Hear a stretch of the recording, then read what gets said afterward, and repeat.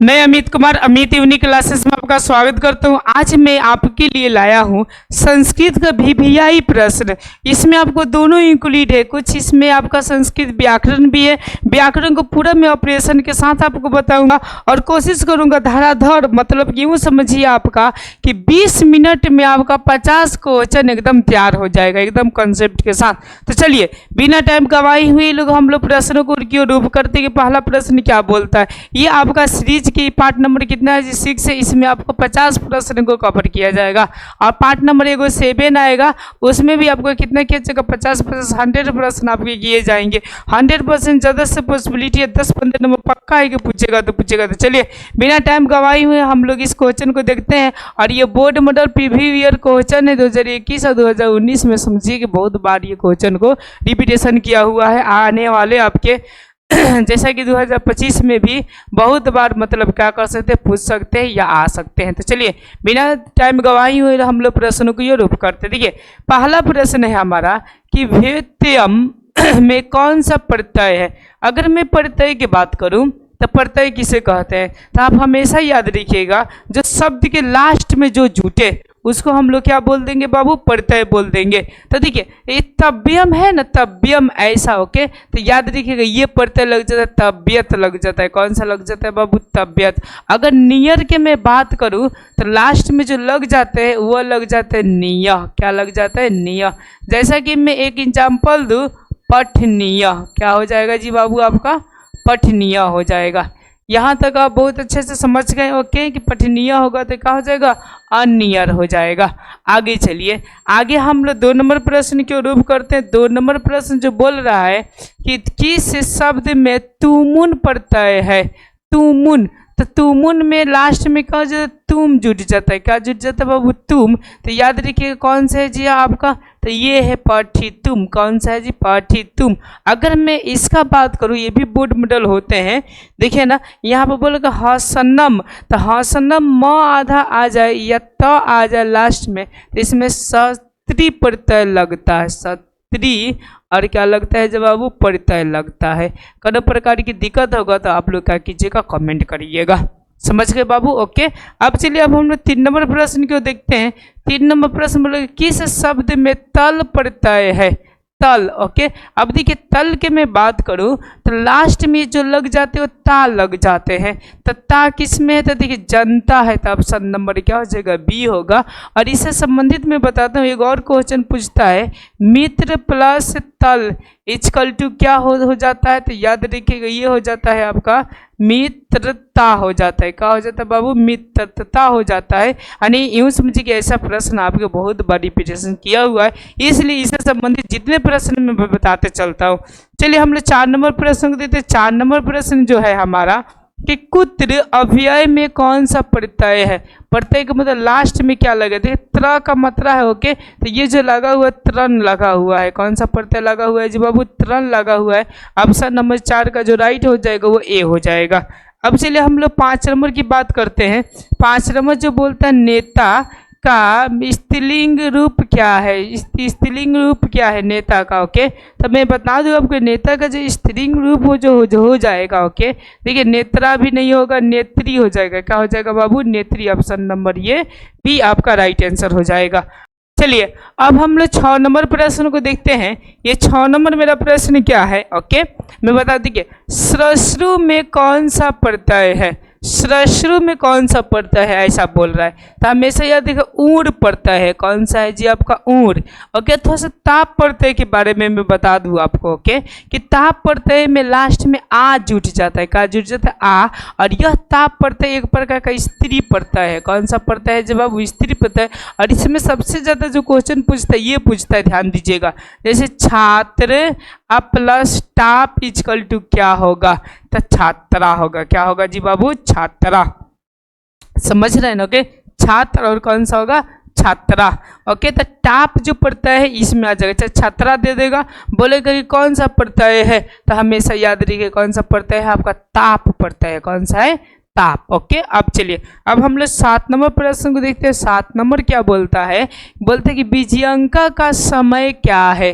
जो विजयंका थी संस्कृत साहित्य में, उनका समय कितना था, तो कब वो थी, तो 8वीं सदी में थी। कब थी बाबू, 8वीं सदी। ऑप्शन नंबर जो हो जाएगा ये आपका राइट आंसर हो जाएगा।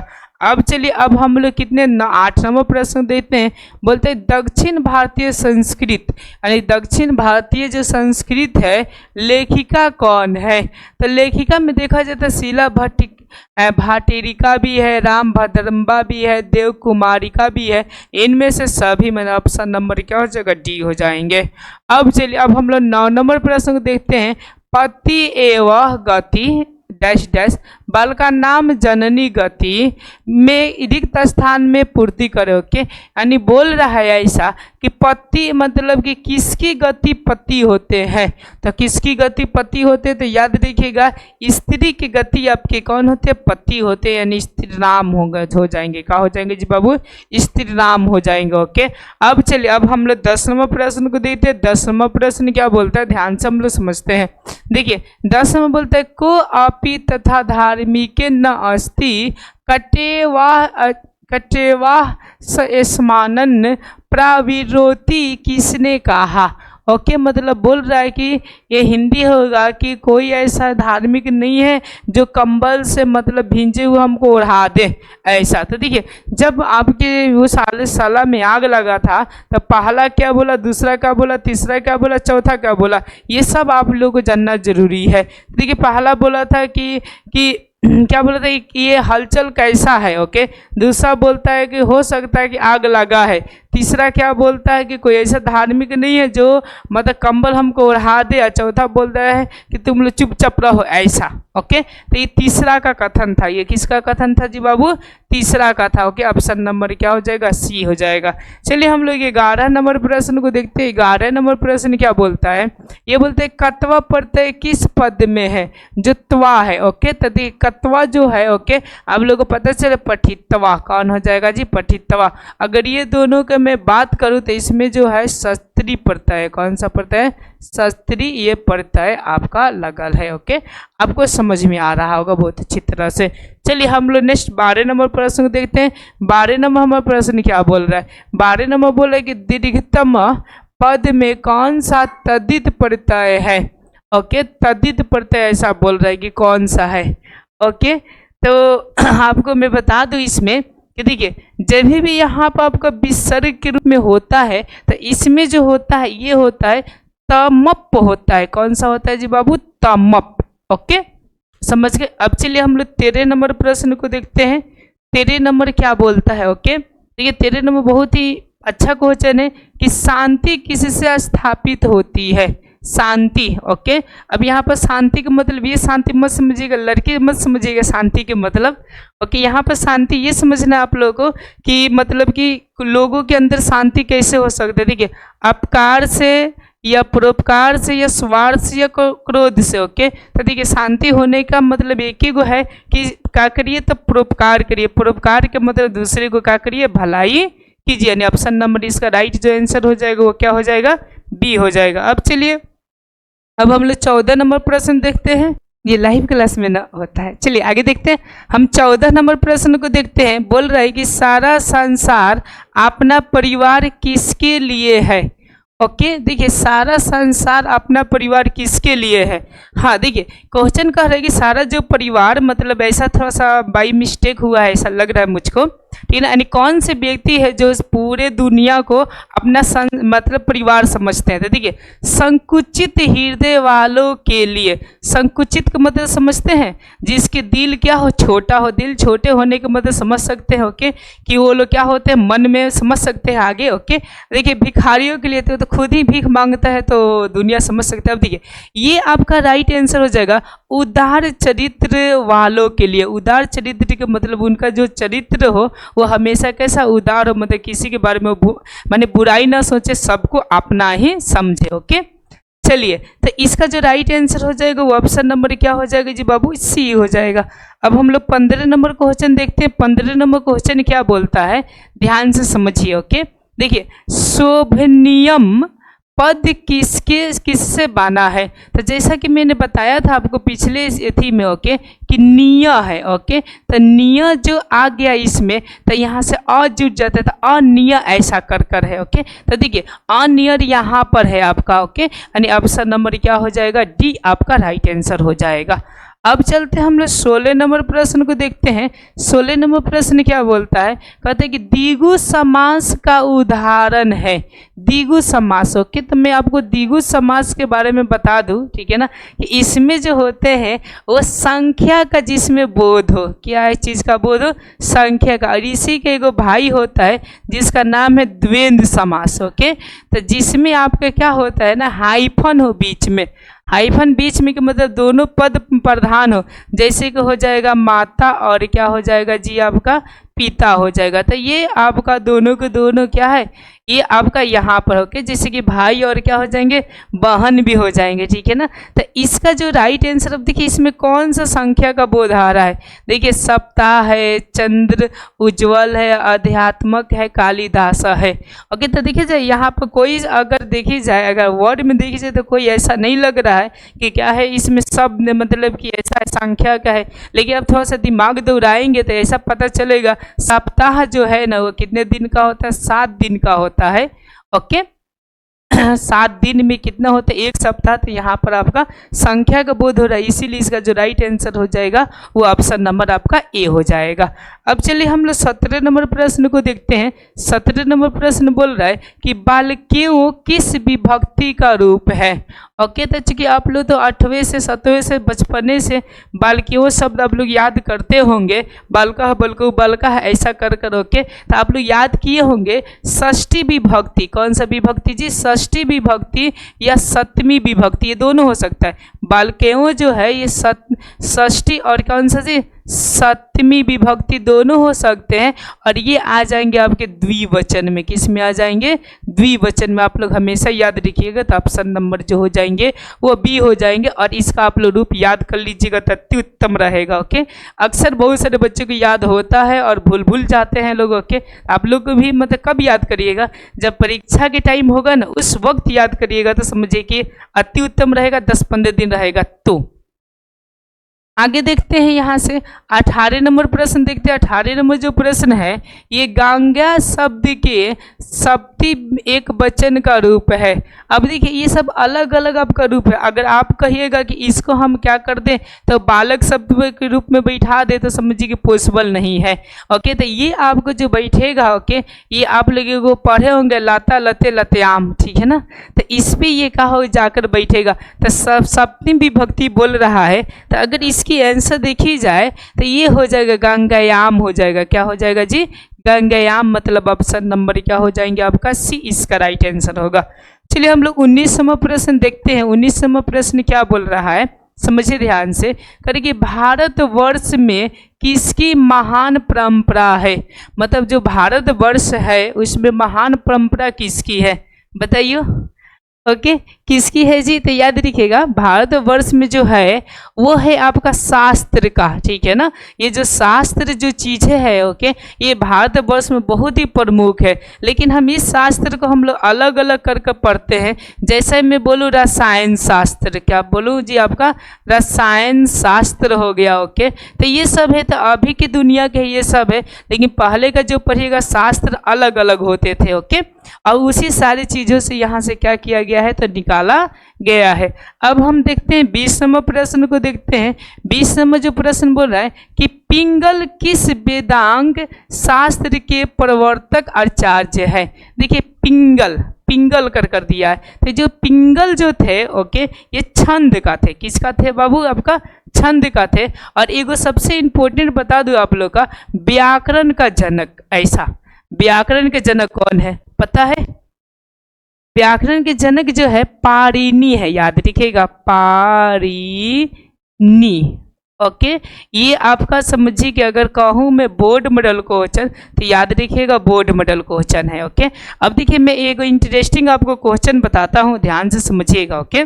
ठीक है ना, मतलब कि अभी के जमाने के युग का, कि पाणिनि उस जमाने के थे, ठीक है ना। और व्याकरण में जो जो वो लिख कर चले गए, आपके जो जो वो व्याकरण दे दिए, आज तक कोई वैज्ञानिक इनके व्याकरण को अभी तक गलत सिद्ध नहीं किया है। और एक इंटरेस्टिंग और बता दूं कि इसमें अगर हम दुनिया में देखा जाए सुपर कंप्यूटर का नाम लिया जाए, सुपर और कौन सा कंप्यूटर का, तो याद रखिएगा जो सुपर कंप्यूटर जो बना है ये व्याकरण के ही सिद्धांतों से लगाकर वो बना हुआ है, माने पाणिनि ओके, तब जाकर वो अच्छी तरह से आपका काम करता है।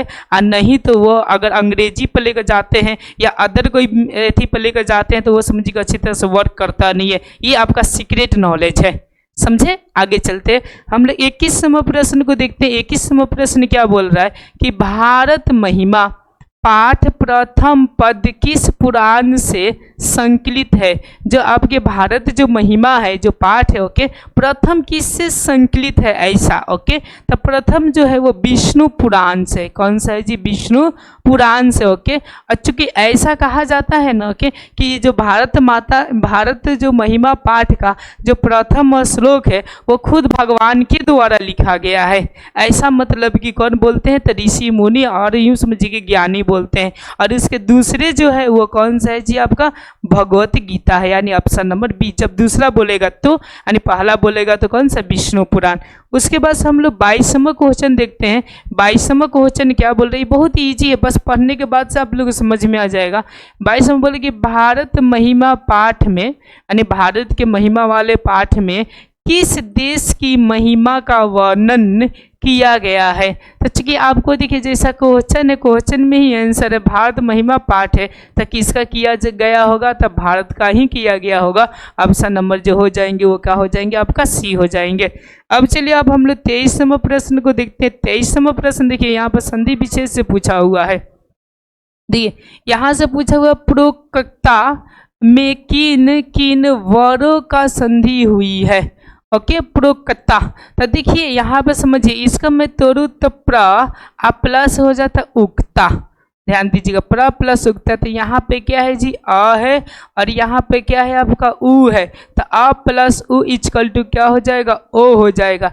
तो देखिए यहाँ पर कौन है? तो ऑप्शन नंबर आपको सी दिखाई दे रहा है, यानी ऑप्शन नंबर जो हो जाएगा वो कौन सा हो जाएगा? सी इसका राइट आंसर हो जाएगा। आगे हम बढ़ते हैं। चलिए अब हम 24वां प्रश्न को देखते हैं। 24वां हमारा प्रश्न क्या बोल रहा है? ओके, देखिए किस शब्द में अभी उपसर्ग है। अगर मैं उपसर्ग की बात करूं तो ध्यान दीजिएगा, ओके, कि जो किसी भी शब्द के पहले लगते हैं उसको हम लोग क्या बोल देते हैं जी? उपसर्ग बोल देते हैं। तो ध्यान दीजिएगा यहाँ पर जो अभी जो वर्ड है अभी, इसमें किस में आपका सज रहा है? ओके, तो आपको दिखाई दे रहा है यहाँ पर अभिवादनम। ओके, तो यानी ऑप्शन नंबर कितना हो जाएगा? डी इसका राइट आंसर हो जाएगा। चलिए अब हम लोग 25वां क्वेश्चन को देखते हैं। 25वां देखिए क्या बोल रहा है कि किस समास में सभी पद प्रधान होते हैं।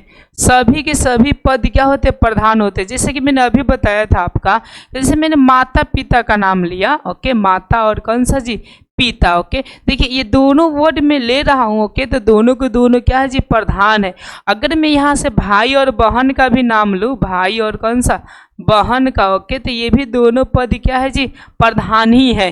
ओके, या पति पत्नी का भी नाम लिया जाए, ओके, तो जब भी ये हाइफन जो हो जाते हैं, ठीक है ना, जब भी ये हाइफन हो जाते हैं तो हमेशा याद रखिएगा ये दोनों के दोनों जो पद होते हैं आपके क्या हो जाते हैं? प्रधान होते हैं। तो इसका जो राइट आंसर होगा वो कौन सा होगा? द्वंद्व समास हो जाएगा। कौन सा होगा?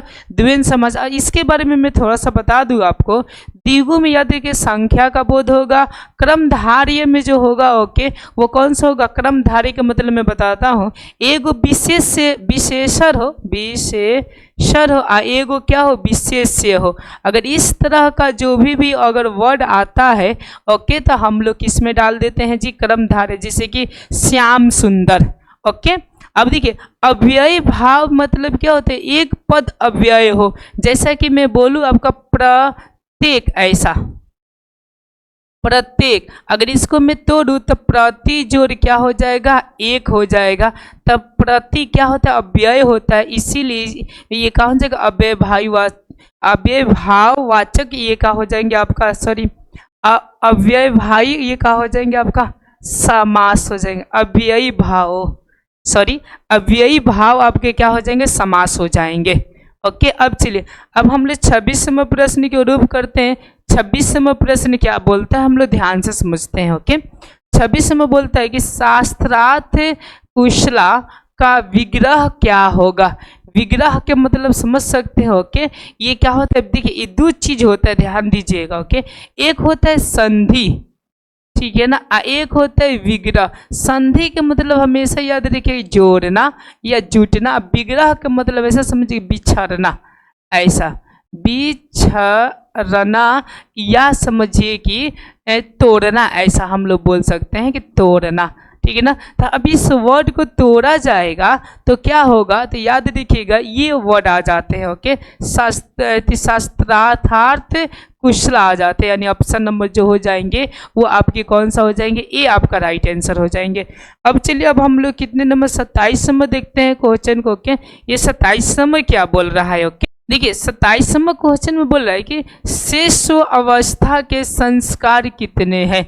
अगर शेष अवस्था के देखिए संस्कार, शेष अवस्था का मतलब समझते हैं जब शिशु जन्म ले लेते हैं उसके बाद से संस्कार कौन कौन से होते हैं, तो आप लोग चूंकि जानते भी होंगे। ओके, इनके जो हो जाते हैं 6 हो जाते हैं, कितने हो जाते हैं आपका 6 हो जाते हैं। ओके, अब देखिए अब एक बात आप लोग ध्यान दीजिएगा, जो आपका 3 जो होते हैं ना संस्कार, ये शिशु के जन्म होने से पहले होता है, याद रखिएगा।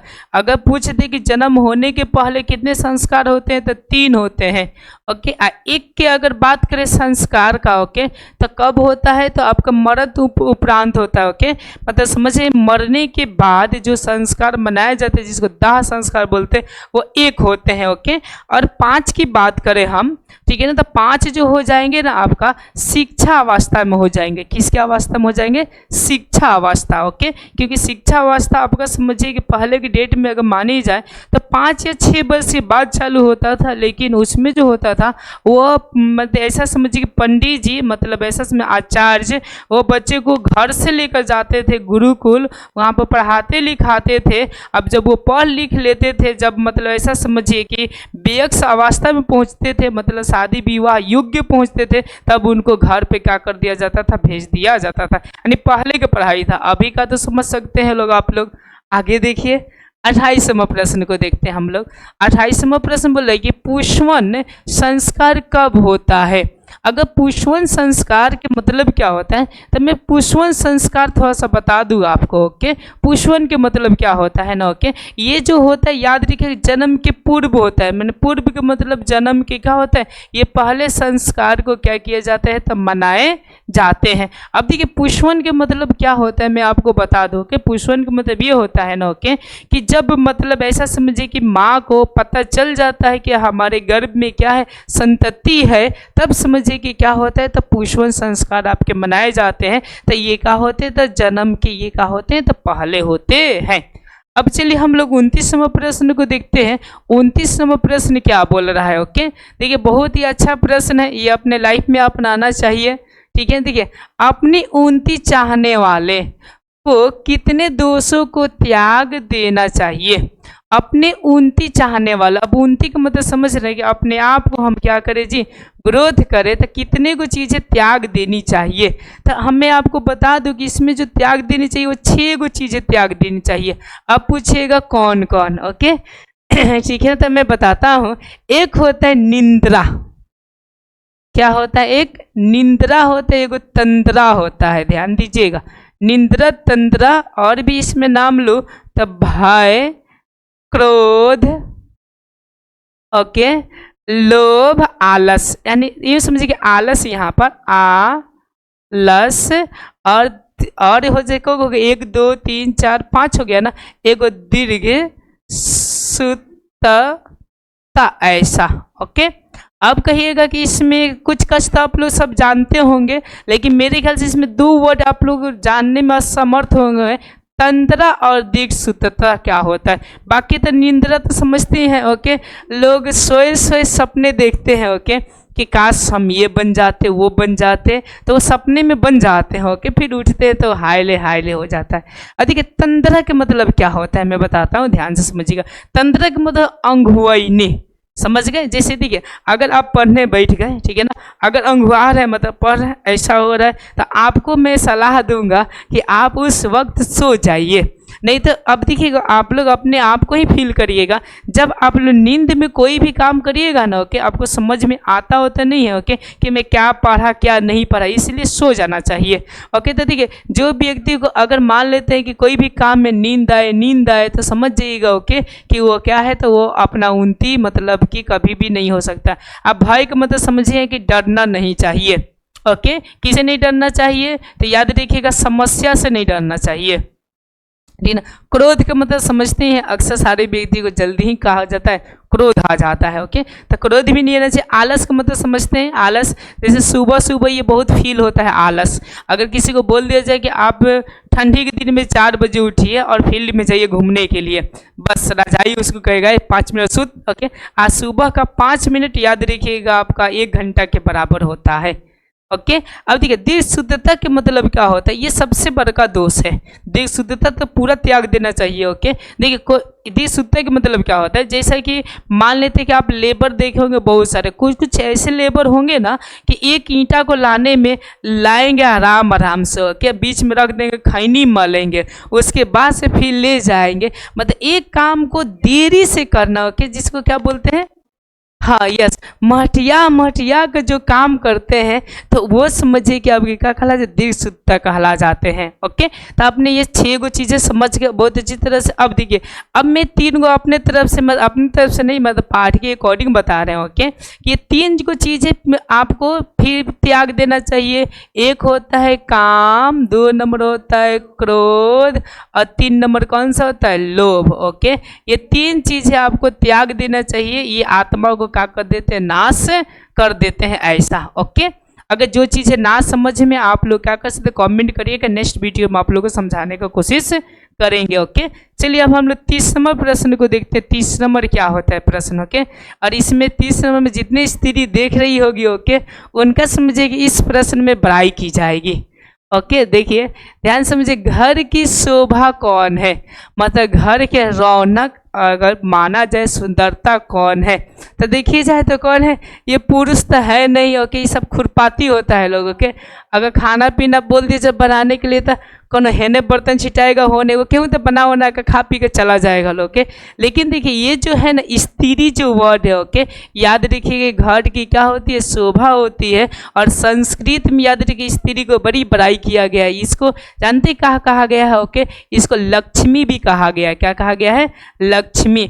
और इतना बात याद रखिए, फिर ये संस्कृत में एक और बात कहा गया है, ओके, कि जो पुरुष अगर अपने आप को उन्नति चाहते हैं वो क्या करे, लक्ष्मी का सेवा करे, ऐसा समझ रहे ना। ओके, हाँ, सम्मान करिए। किस में बोला गया है, संस्कृत में बोला गया है। तो संस्कृत वो हम लोग के लिए उतना मतलब कि क्या होता है, जजता नहीं है, ठीक है ना, लेकिन ये स्त्री के लिए संस्कृत में बहुत बुराई किया गया। क्या 31 में फिर आ गया कौन सा इस शब्द के, तहसील, ये से कौन सा शब्द बनेगा, ऐसा।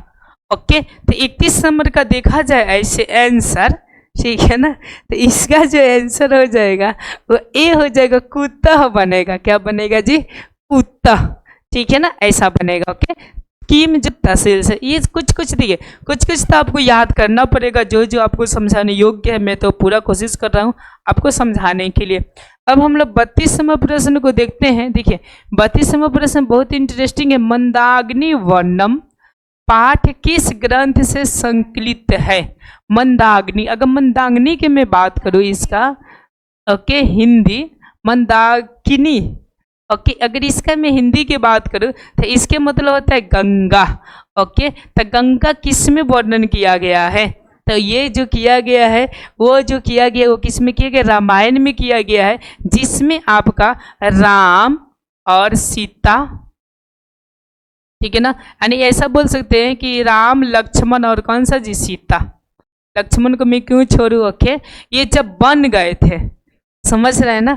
बन गए थे कि मतलब मत समझिएगा, अब सीधा वो अर्थ मत समझिए बन गए, नहीं, ये वन वन समझते हैं, जंगल गए थे तब की बातें बोल रहे हैं। ओके, तो मंदाकिनी नदी की ओर वो गए। ओके, तो मंदाकिनी नदी ये यूँ समझिए कि सीता को ऐसा राम जो थे ना, ऐसा मेरे कहानी है इसमें कि जो सीता जो थी, ओके, ये महल की थी लेकिन गई थी कहाँ जी, जंगल। लेकिन राम थोड़ा होशियार थे। ओके, अब इसको ऐसा फील कराना चाहते थे ना कि महल से भी सुंदर, समझिए महल से भी क्या जी सुंदर, ये हमारा क्या है, गंगा नदी है।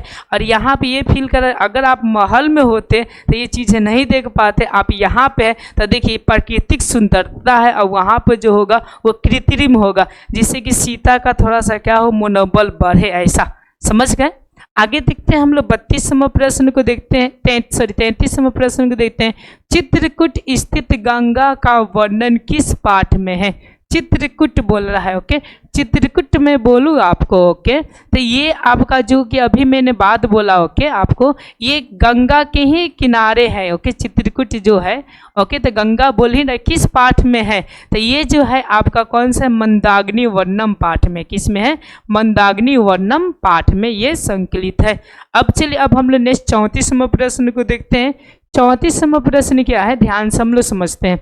देखिए 34वां प्रश्न बोल रहा है कि व्याघ्र पथिक, ओके, व्याघ्र कौन सा, पथिक कथा, ठीक ना, हितो उपदेश के किस भाग से संकलित है? मतलब किस भाग से संकलित है? अगर देखा जाए तो ये बहुत ही अच्छा पाठ है। ओके, जिसमें जीव जंतु को नाम लेकर आपको मनुष्य के बारे में बताया गया है। ये किससे, तो मित्र लाभ से है। कौन सा है जी, आपका मित्र लाभ से इसको लिया गया है। अब चलिए हम लोग 35वें प्रश्न को देखते हैं। 35वां क्या बोल रहा है, इदम स्वर कंगनम गिरिहताम, यह उक्ति किसकी है? यह उक्ति किसकी है? देखिए यहाँ से बोल रहे कि यह सोने का कंगन ग्रहण करो, ये क्या करो, सोने के कंगन ग्रहण करो। तो ये कौन जाल में फंसा रहा है? तो याद रखिएगा जो बाघ है वो पत्थी को जाल में फंसाने की कोशिश कर रहा है कि ये मेरे पास में सोने का कंगन है और जो व्यक्ति को ग्रहण करना है वो करो, क्योंकि मैं बुढ़े हो गया हूँ, अब मुझको क्या चाहिए, कुछ नहीं चाहिए, मैं दान दे रहा हूँ, क्योंकि अपने लाइफ में बहुत ही क्या किया हूँ, पाप किया हूँ, ऐसा। ओके, बात बनाने भी आना चाहिए। तो बाघ बहुत अच्छा से बात बनाया था, यानी ऑप्शन नंबर जो हो जाएगा वो कौन सा हो जाएगा, ए आपका राइट आंसर हो जाएगा। ओके, यानी बाघ बोला था कि आओ और इसको क्या करो, ग्रहण करो। ओके, तो इसमें याद रखिएगा, और याद रखिएगा सबसे ज़्यादा जो फंसते हैं, ओके, बहुत अच्छे लिखे पढ़े लिखे व्यक्ति फंसते, तो वो फंस गया था आपका कौन सा, एक पंडित था। ओके, बाघ के जाल में बहुत अच्छे तरह से फंस गया और लास्ट में बाघ क्या कर दिया, तो उसको मारकर खा गया। अब चलते हैं हम लोग 36वें प्रश्न को देखते हैं। 36वां प्रश्न क्या बोलता है, ओके, बहुत ही इंपॉर्टेंट 36 नंबर है। देखिए, शक्र ने कार्य से छल पूर्वक क्या ले लिया? शक्र, शक्र के मतलब क्या होता है? यस, इंद्र होते हैं। वेरी गुड, क्या होते हैं जी, इंद्र। ओके, अब देखिए यहाँ से जो कर्ण थे, ओके, अब देखिए कर्ण जो है आपके, ये बहुत ही समझिए कि क्या थे, महान पुरुष थे। अगर महान में देखी जाए तो ये दान वीरता इनको दिया गया नाम, क्या दिया गया, दान वीरता नाम दिया। क्यों दिया गया ये चीज़ें मैं बताता हूँ, लेकिन ध्यान दीजिएगा, छल पूर्वक क्या ले लिए, जो इंद्र थे वो छल पूर्वक क्या ले लिए, जो कि ब्राह्मण के रूप में थे, ये छल पूर्वक याद रखिएगा कवच और कुंडल ले लिए। क्या ले लिए, कवच और कुंडल ले लिए। और मैं आपको इंटरेस्टिंग क्वेश्चन बता दूँ, ठीक है ना, कि कवच और कुंडल जो था ना, कि जन्म जाति था, क्या था, जन्म जाति था। और ये कर्ण के बारे में बोला जाता है ऐसा कि ये सीधा सूर्य पुत्र थे। कौन से थे आपके, सूर्य पुत्र थे। मतलब ऐसा समझिए कि इनकी जो माँ थी मेरे ख्याल से कुंती नाम था।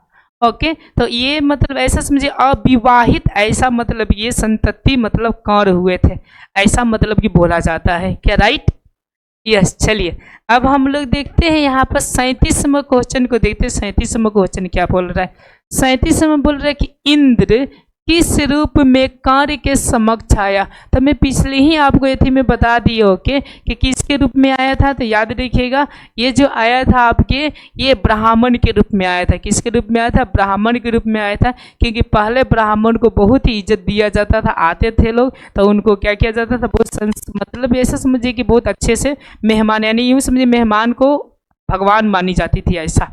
तो ब्राह्मण के रूप में। अब चलिए 38वां प्रश्न को देखते हैं। ओके, 38वां प्रश्न क्या है, समझिए ध्यान से। ये मुस्कह प्लस टाप से कौन शब्द बनेगा? ओके, मुस्कह प्लस टाप से। ओके, तो देखिए जो टाप जो है मैंने पहले से बता रखा हूँ कि एक प्रकार की स्त्री प्रत्यय है। कौन सा? स्त्री प्रत्यय। ओके, अब मुस्कह के मतलब हो जाता है चूहा, ऐसा। तो देखिए अगर मैं स्त्री बनाऊँ इसका, ओके, मतलब चूहा का स्त्री तो एक्चुअली में बना नहीं सकते, मतलब नाम को मैं ऐसा कहूँ। ओके, तो ये हो जाएगा मूसिका। क्या हो जाएगा जी बाबू? मूसिका हो जाएगा। ऑप्शन नंबर क्या हो जाएगा आपका? ए, ऐसा हो जाएगा। क्या? हाँ, इसमें हर सही दीर्घ ही होता है। ओके, तो देखिए यहाँ से ये जो चालू है तो बदलेगा नहीं आपका। ओके, तो इसीलिए यहाँ पर बदलेगा नहीं। संस्कृत में सबसे ज़्यादा जो होता है, ओके, ये हर्षिकार वर्ड से कितने भी वर्डें लिखी जाती हैं। दीर्घिकार आपको बाई चांस रेयर केस में मिलेंगे, मतलब ऐसा समझे 100% में आपको 1 से 2 या 4% मिलेंगे। ओके, इससे ज़्यादा नहीं मिलेंगे। चलिए जैसे कि मैं बता दूँ, ये मिल जाएंगे, स्त्री मिल जाएंगे। ओके, ऐसा दीर्घिकार, लेकिन बाकी जो मिलेंगे आपको ज़्यादातर हर्षुकार ही मिलेंगे। ओके, अब चलिए अब हम लोग कितने नंबर देखते हैं? 39वां प्रश्न देखते हैं कि स्थितः में कौन प्रत्यय है। ओके, तो अब देखिए जब भी विसर्ग के बातें आए तो उसमें हमेशा कत्ता प्रत्यय लगता है। कौन सा लगता है? कत्ता। ओके, यानी ऑप्शन नंबर क्या हो जाएगा? बी इसका राइट आंसर हो जाएगा। हाँ देखिए मैं क्या करूँगा ना एक टाइम में, ओके, मतलब कि आप लोग का जितने प्रत्यय मतलब बोर्ड मॉडल है सारे के सारे एक सीरीज में मैं ला दूंगा, और कौन कौन से क्वेश्चन किससे किससे पूछता है वो सारी चीज़ें मैं कोशिश करूँगा आप लोग के समक्ष लाने के लिए, कि ताकि आप लोग का संस्कृत में अच्छा से अच्छा नंबर आए। अब चलिए हम लोग 40वां प्रश्न को देखते हैं। 40वां हमारा प्रश्न क्या बोलता है, ध्यान देते हैं। ओके, ये बोले कि वेदिक पद किससे बनेगा? ओके, वेदिक, जब यहाँ पे कह आ जाए तो याद रखिएगा ये ठक हो जाता है। कौन सा प्रत्यय हो जाता है? ठक हो जाता है। ओके, यानी ऑप्शन नंबर जो हो जाएगा वो कौन सा हो जाएगा आपका? सी इसका राइट आंसर होगा। चलिए हम लोग 41वां प्रश्न को देखते हैं। 41वां हमारा प्रश्न क्या बोलता है? ओके, ऋषि में कौन विभक्ति है? ये विभक्ति की बात की जा रही है। ओके, ठीक है ना, तो इसमें अगर देखी जाए इसका आंसर तो ये तृतीय विभक्ति आ जाएंगे। कौन सा आ जाएंगे? तृतीय विभक्ति। ये जो चलेंगे ऋषि का जो रूप चलेगा वो लाता से चलेगा। ओके, किससे चलेगा जी? लाता से। ऐसा तो देख लिया जाएगा इसके बारे में। चलिए 42वां प्रश्न क्या बोल रहा है, जरा ध्यान दीजिए। 42वां प्रश्न में ये बोले कि वध किस लकार मद का रूप है? जो वध है, वध के मतलब आप लोग समझते हैं बोलना, ऐसा होता है। तो यहाँ पे हिंदी जानने का कोई मतलब मकसद नहीं है। ये कौन सा है? अगर देखी जाए तो ये है आपका लोट लकार। कौन सा है आपका? लोट। लेकिन अब ध्यान से देखिएगा, वह अद में अगर यहाँ से विसर्ग अगर हो गया, अगर क्या हो गया? विसर्ग हो गया, तो वो कौन से में चले जाते हैं? आपकी याद रखिएगा लंग लकार में चले जाते हैं। किस में चले जाते हैं? लंग लकार। ये दोनों डिफरेंस आप लोग क्या करिएगा, याद रखिएगा। हो सकता है कि आपको कहीं ऐसा पूछ दे तो आप हमेशा याद रखें ये वाला, ये खाली विसर्ग लग गया नहीं, इसमें एक एक कोमा एक एक चीज़ों पर हम लोग ध्यान देते हैं। तो ये क्या हो जाएगा? ऑप्शन नंबर बी हो जाएगा। चलिए अब हम लोग 43वां देखते हैं। 43वां शब्द क्या बोल रहा है? ओके, 43वां बोले कि पाटना शब्द, ओके, किस शब्द से बना है? अगर पाटना शब्द देखा जाए कौन सा शब्द से बना है, तो ऐसे बोला जाता है इतिहास में कि पाटन ऐसा शब्द से बना हुआ है। इनसे बना हुआ है पाटन, ऐसा। ओके, 43 का आंसर देखे तो पाटन। ओके, लेकिन पाटन भी नहीं ऐसा। ओके, ठीक है ना, ये पतन देवी एक वहाँ की औरत थी, ऐसा। ठीक है ना, उसी से कुछ वर्ड आया था, तो यहाँ से ये आंसर दिया, पाटली दिया है, पाटली। ठीक है ना, ये कंफर्म किया जाएगा क्योंकि यहाँ से ऑप्शन मिल नहीं रहा है। ठीक है, तो इसको हम लोग कंफर्म करेंगे बाद में चलकर।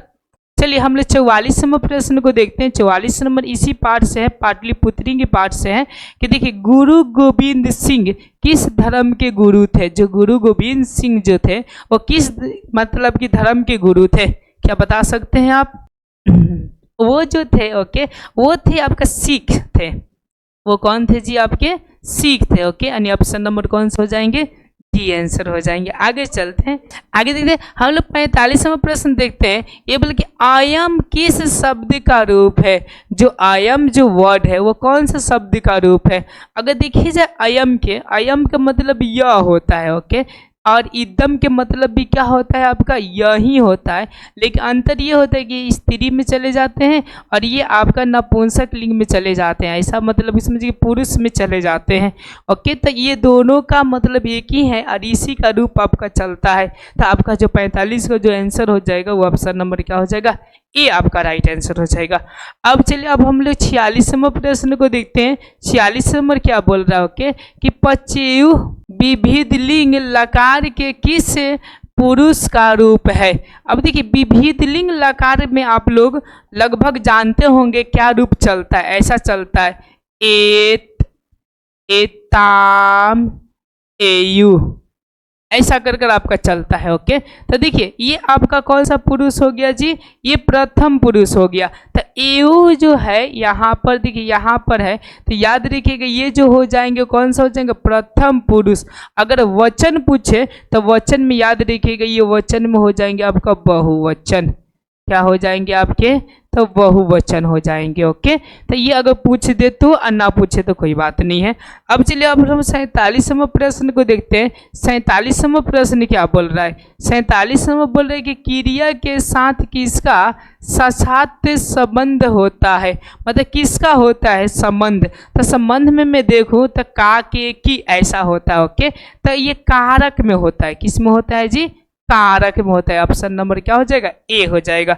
अब चलिए हम लोग 48वां प्रश्न देखते हैं। 48वां जो प्रश्न जो दिया हुआ है ये दिया हुआ कि सत्यमेव जयते। ओके, सत्यमेव जयते तो आप लोग बहुत जगह वर्ड देखे होंगे। ओके, इसके मतलब क्या होता है कि सत्य जीतता है। ऐसा किस उपनिषद से संकलित है, मतलब इसमें से कौन सा उपनिषद जो है इसमें संकलित है, ऐसा है। ओके, तो याद रखिएगा ये है आपका कौन सा है, मुंडकोप, हाँ मुंडक उपनिषद। कौन सा है, मुंडक उपनिषद से ये संकलित है। ओके, यानी सत्यमेव जयते का मतलब सत्य जीतता। इसलिए आप लोग को हमेशा क्या बोलना चाहिए, सत्य बोलना चाहिए, कभी झूठ नहीं बोलना चाहिए, समझे। आगे चलिए, आगे हम लोग बढ़ते हैं। 49वां प्रश्न देखते हैं। ओके, देखिए यहाँ पर 49वां प्रश्न बहुत अच्छा पूछा है। ओके, आप लोग की जानते किसकी जीत नहीं होती है। अब आप लोग तो बता सकते हैं आसानी से किसकी जीत नहीं होती है। तो जो व्यक्ति सत्य बोलते हैं उनको कभी जीत नहीं होती, मतलब ऑप्शन नंबर क्या हो जाएगा, सी हो जाएगा। और किसकी जीत होती है, तो याद रखिएगा ये सत्य की जीत होती है। किसकी जीत होती है, सत्य की जीत होती है। ओके, यानी ऑप्शन नंबर क्या हो जाएगा जी, ए आपका राइट आंसर हो जाएगा। अब चलिए, सॉरी, किसकी जीत नहीं होती है, तो इसकी जीत, सॉरी किसकी जीत नहीं होती है, तो असत्य की जीत नहीं होती है। और सत्य हमेशा क्या होता है, जीतता है। इसलिए आप लोग हमेशा क्या बोलिएगा, सत्य बोलिएगा। लेकिन आज के ज़माने में अगर सत्य बोली जाए, ठीक है ना, समझिए उस वक्त जीत नहीं होगा। ओके, और बाद में आदमी बादों में जीत नहीं होगा। ओके, लेकिन असत्य भी बोली जाए तो इसमें भी मतलब समस्या, मतलब हम लोग दोनों चीज़ों में क्या हो जाते हैं, फंस जाते हैं। लेकिन गौर करिएगा, ज़्यादा सत्य ही बोलने का कोशिश करिएगा तो अति उत्तम रहेगा। आगे चलते हैं, आगे हम लोग बढ़ते हैं 50वां प्रश्न को देखते हैं। ओके, 50वां हमारा प्रश्न क्या बोलता है।